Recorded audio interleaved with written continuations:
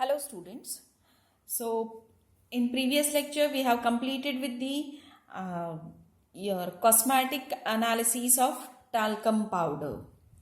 Now today we'll start with the one more interesting analysis, cosmetic analysis, that is lipstick.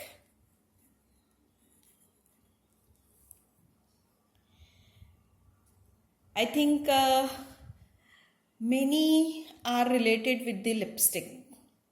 I'm not going to tell that only girls are related, but yes, in one or other way, boys are also related with the lipstick. Why? Because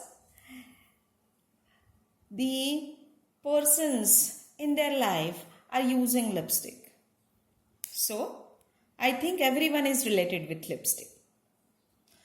So, in the lipstick, we'll study about its composition and analysis. Lipstick is nothing but the molded solid fatty base containing dyes and suspended pigments. The base is usually composed of waxes, oils and fatty materials like beeswax, hydrocarbon, castor oil, oleic alcohol, butyl stearate, polypropylene glycol, cocoa butter and liolene. Now, very first, we'll discuss about the quality requirements for the lipstick.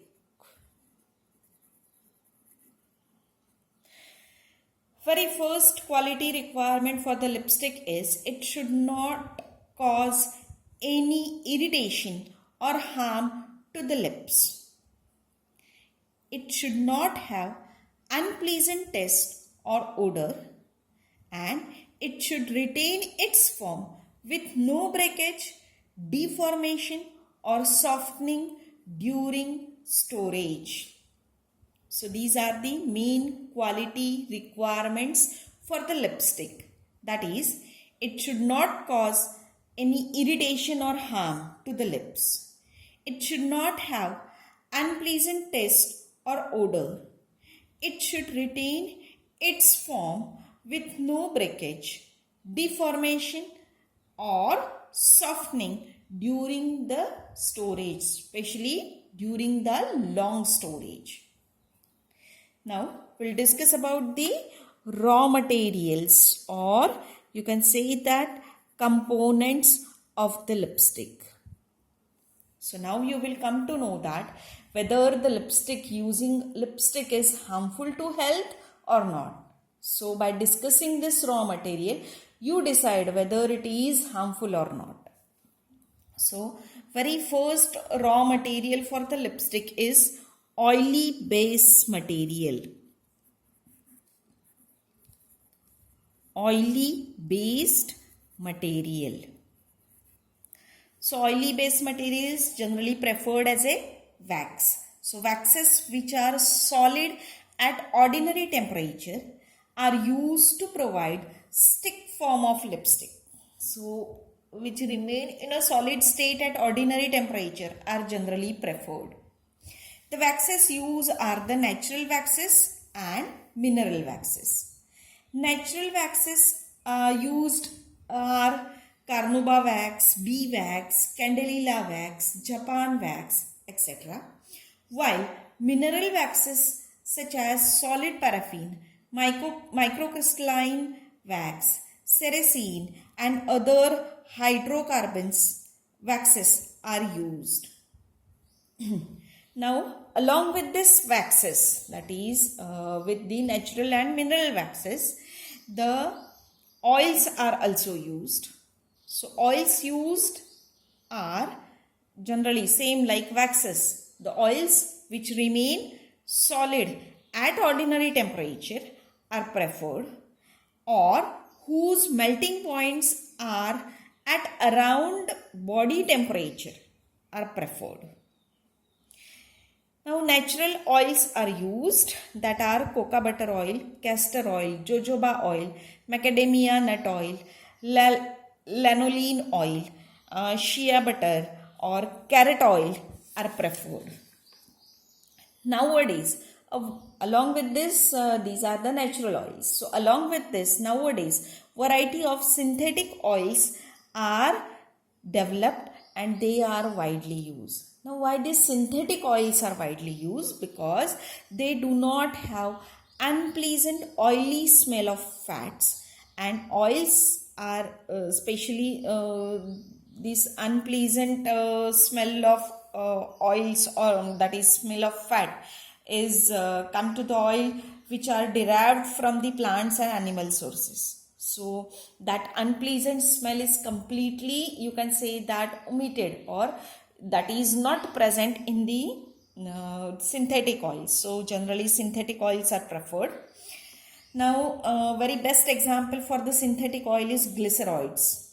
So along with this, liquid waxes are also used. Now lipsticks are mainly composed of these oily ingredients and various kinds of humectants, that is, which provides moisture so that your lips will not be dry. Okay, so along with this, they are also preferring, that is, they are also using the lip creams, or that means, suppose if you don't want to prefer the lipstick, then lip creams or lip balms are used.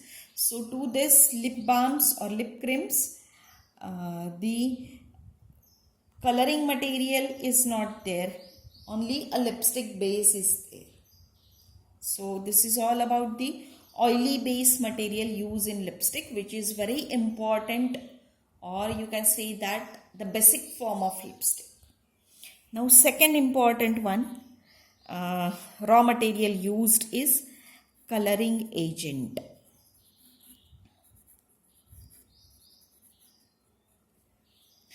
The synthetic organic colors are used. Now synthetic organic colors are divided into dyes and pigments on the basis of their structures and properties. So pigments are the colored pigments and lac pigments, which are made by converting dyes into insoluble form by combination with metallic compounds. So dyes are generally water soluble and pigments are not water soluble. So from the dyes, these pigments are prepared, that are the colored pigments or lac pigments, which are made by converting dyes into insoluble form by combination of metallic compounds. So to improve the lasting power of color on the lips, staining dyes are used. For example, tetrabromofluorocene, tetrabromofluorocene, dibromofluorocene. So these are the colored, you can say that, pigments which are used in lipstick.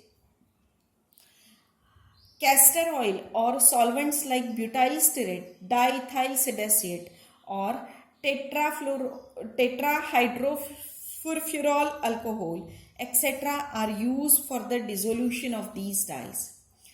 To obtain different shades, variety of inorganic pigments are used in addition to synthetic organic colors. So this variety of inorganic pigments used are titanium dioxide, red iron oxide, yellow iron oxide, black iron oxides. So these are the titanium oxide, red oxide, yellow oxide.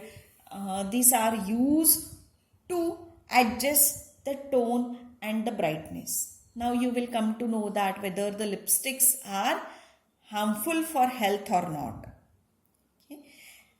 Pearly pigments such as titanium dioxide coated with mica or colored titanium dioxide coated with mica are used to give a pearly luster. So nowadays lipsticks are available in variety of colors and variety of, you can see that, shades, tones and everything. So for that, such type of, you can say that, inorganic dyes are added, and which are very, very harmful for the health. So whenever you are going to use the lipstick, please keep in mind this.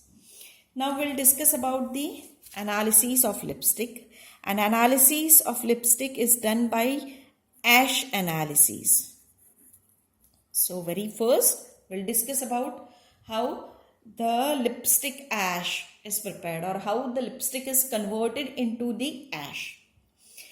So for this, about 5 gram of product is taken in a flat bottom platinum dish, or you can say that platinum crucible, and heated on a steam bath under the jet of hot air for 1 hour.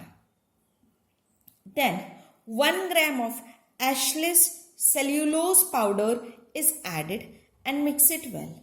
Then mixture is heated under infrared heating lamp until the sample is charred. Then finally ashing is completed at 600 degree in a muffled furnace.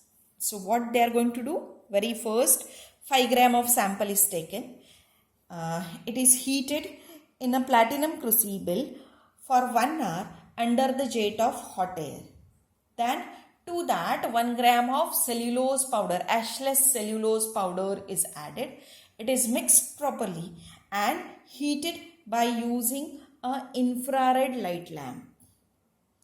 So what will happen? The material will be charred, and then finally this charred material is ashed at 600 degrees Celsius in a muffle furnace, so that finally you will get a ash of the material. And then this ash is analyzed or for estimation of various component. So now we'll discuss about the estimation of ash for different components. So very first we'll discuss for the borates, how the borates are detected from the ash. So portion of ash is mixed with few drops of H2SO4 in a platinum dish. Then a few ml of methanol is added to it. Stir it well and keep it in a darkened hood and ignite it. A green flame obtained indicates the presence of borate. So it's a very simple analysis. Next is carbonates. For detection of carbonate, a small portion of ash is taken which is mixed with the drop of concentrated HCl. An odorless effervescence indicates the presence of carbonate. So it's a very simple test. Generally we are using it in our inorganic analysis for detection of carbonate. So same way this test is done. Then next is water soluble salts.